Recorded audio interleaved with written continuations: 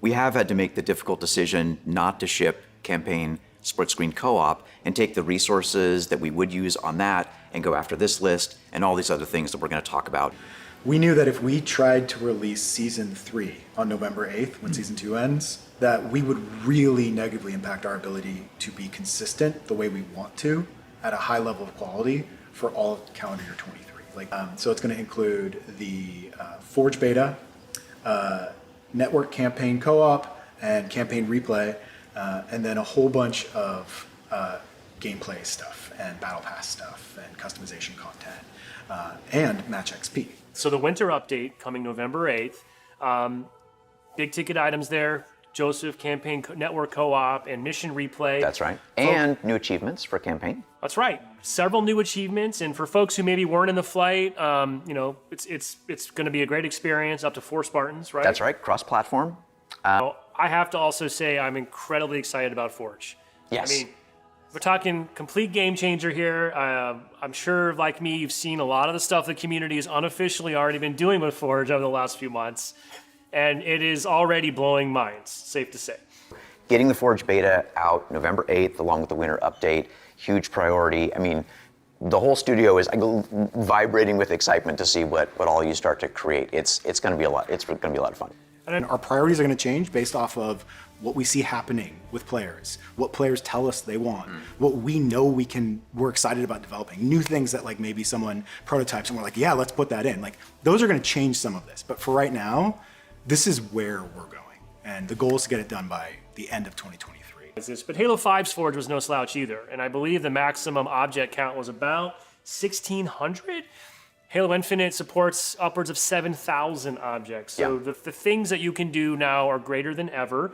Yeah. We also have some images we'll show, some of the beauty corners, some of the improvements to lighting that we've seen. Yeah. I mean, the bar between a sort of a 343 crafted experience and a Forge experience is closer than it's ever been.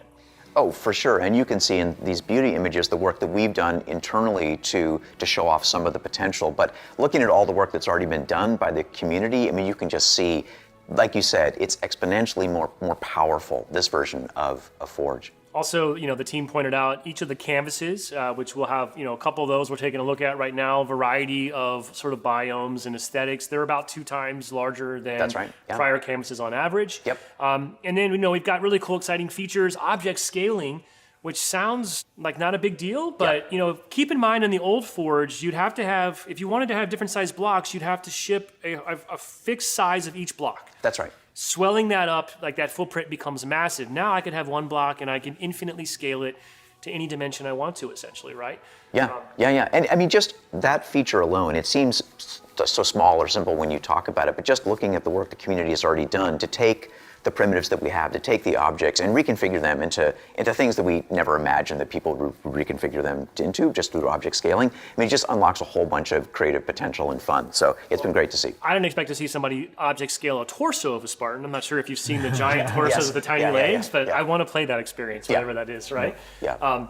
Also, we have things like Nodegraph scripting. It's a little bit too deep for us to go into today, but safe to say it's a visual, incredibly powerful tool that allows people to script experiences, gameplay rules. I've seen some cool stuff like people combining weapon types together, and that's going to be a game changer as well. Yeah, and don't forget that we also are shipping nav mesh support for Forge. So what that means is all the bots will be able to navigate through these levels for testing as well as for play, and that's also really, really exciting.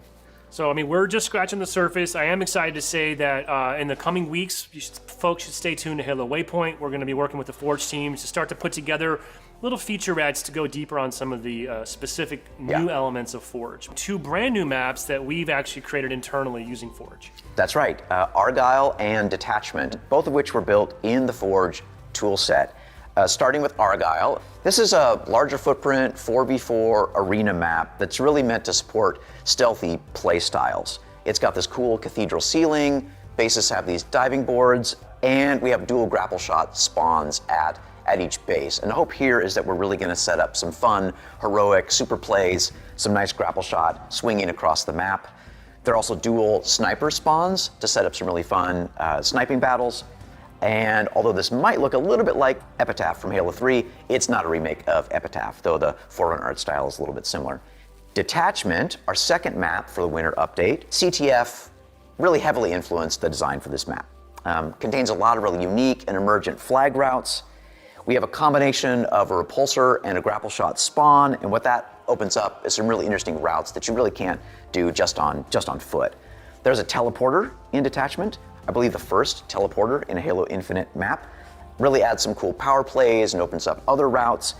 And it's got an island in this map. We call it the Island of Power. It's where the power weapons spawn. It's accessible through gravity launchers and the teleporter, but it's really this hotly contested, really fun power point in the map too.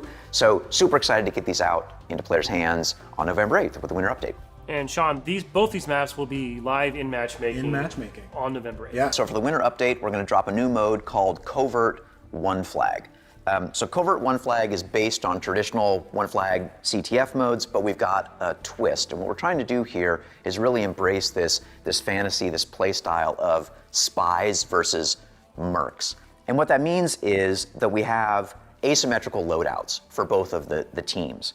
The attacking team that's going after the flag has a loadout of pulse carbines, sidekicks, and unlimited active camo. And the defending team that are fighting off the attackers, well, their loadout is commando rifles, energy swords, and unlimited threat sensors. It's super, super fun. This mode is round-based, so that gives each team a chance to both attack and defend, to score rounds and win. Yeah. Talk to us about the winter update's 30-tier free battle pass and what that entails. Fine. It is free, so that's important. It is free. But what I think is more important is actually why it's free. So we're releasing what we'll call the beta of Match XP. And so since we launched Halo Infinite, one of the very first pieces of feedback was, hey, I want to be able to have rewards based off of what I do and how I do in a match, right? And so we gave people those daily bonuses, we made some changes, and I think that relieves some of the pressure. But in this season, we're bringing in Match XP, which is meant to not fully replace challenges, but to sort of become the main way that you're going to progress through something like a battle pass. And it is meant to reward you specifically for playing Halo the way you want to play it. So any mode you want to play, you'll get XP for basically the time that you're playing, but also how you do. Do you win? How do you personally do? That sort of stuff. That impacts your total XP output from that match. And that's a big deal. We want to say thank you, but we also didn't want to have people pay for a battle pass where we're figuring out how the Match XP system is going to work. Yeah. Also, we want to move people, our goal from the feedback is that we want to move people through battle passes faster now. We are going to be giving people the Mark V core. There's going to be a bunch of Reach stuff that people have wanted for a while, including the CQC and CQB, as well as maybe a knife you might attach to a shoulder or something. Or a chest plate. Or a chest plate, could be whatever you like. Players can expect two fun events that we'll have as well, also free, right? 10-tier events, one in December, one in January. Yeah. So that's the winter update again. We got Forge, Network Co-op, Mission Replay, new maps, we got a new mode, a super fun Reach-themed free battle pass, a couple free events. Match XP. Match XP beta, so direct response to player feedback there, one of our big steps on that journey. And that's all going to be landing on November 8th. Yep, so Season 3, we're calling Echoes Within. And it continues the story of our Lone Wolf Spartans and the banished AI Eratus. And like we did in Season 2, we want to make sure our narrative is really just great context and flavor for all this fun stuff that we're doing with modes and events and the Battle Pass. Yeah, and then, so I don't know if you said the date, but the date for Season 3, it's going to be March 7th. And I like people to think of this season, like our players, they should think of this season as the beginning of what seasonality is. Like to that goal of 13-week seasons. Not saying that's a 13-week season, but I'm saying this is the beginning based off of the SPI armor core. And then we're going to have our events, and we're going to have some really cool fracture events. There's some really cool, and again, are free. There's some cool customization in there. We're going to have custom game browser, which is a huge win, something that we definitely need to support all the stuff that's going to be happening in Forge. We're going to have more robust player reporting too. Yeah, so we got 2 new maps for Season 3. We're not revealing the names of these maps yet. One is a BTB map, and one is an arena map. So this is one of our biggest BTB maps yet. And fictionally, this is a UNSC research site that's arrayed across this desert cliff where they're studying this mysterious Forerunner artifact. And to do that, they've actually dug into the cliffside and created this cavern system. And what that means is there are a lot of fun infantry routes in these caverns, through these tunnels, and on the outside, on the actual cliff, we've got a lot of fun vehicle routes as well. And this really is meant to be a map that embraces vehicular combat. Flying vehicles, ground vehicles, big wide open spaces, and lots of vehicles available.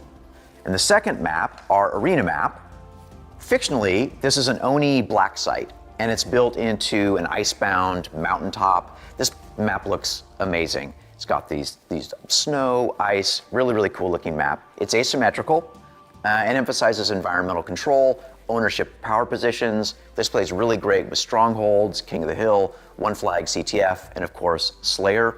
One thing that's unique about this map is it's got a gravity launcher that basically takes you all the way across the map. Super high risk, high reward, but super fun element in that particular map. And we'll be talking more about those in the future.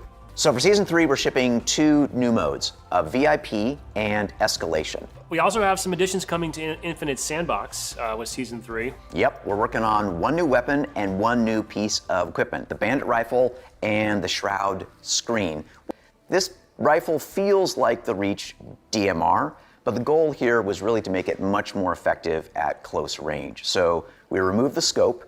You can still zoom in using SmartLink in the same way you can zoom in using with the pistol, but you can't be de-scoped. Super fun weapon, glad it's coming into the sandbox. And then we have the Shroud screen. Think of the Shroud screen like a 26th century high-tech smoke screen. And the goal of the Shroud screen is to enable area denial. So what this means is it doesn't block grenades or projectiles. If you're inside the screen, you can't see out. If you're outside the screen, you can't see in. Players who are inside the Shroud screen do not show up at all on radar, even when they're firing. It comes with 2 charges off the equipment pad and can hold a maximum of 4 charges.